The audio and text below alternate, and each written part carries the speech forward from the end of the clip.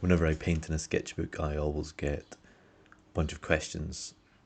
They kind of fall in two categories: the technical and the philosophical. The technical I'll cover quickly. Basically, yes, I do gesso the pages, usually with a primer of some kind. If you don't, the painting experience can be very different, right? The paper is absorbent, it soaks it all up. It can be amazing. You can do amazing things that way. Someone like Nicholas Aribe paints like that pretty much all the time, and it's incredible. And I do sometimes paint that way, and I like it. And maybe I'll share a painting made in that fashion at some point.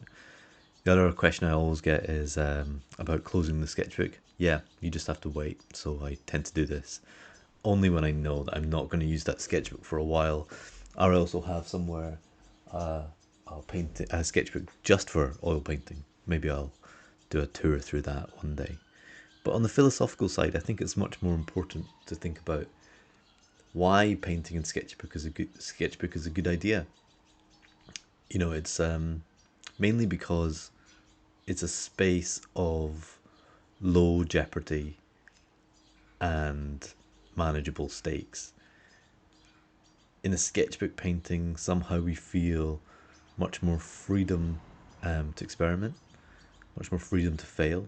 I feel like because I haven't spent hours preparing the surface or spending a lot of money on the surface, that if it goes badly, then it doesn't matter. The trick is to learn from these experiences by kind of, I guess doing things like this, like rewatching the painting, looking back, and thinking, what did I do here that I'm not doing when I'm transferring to a piece of primed linen canvas?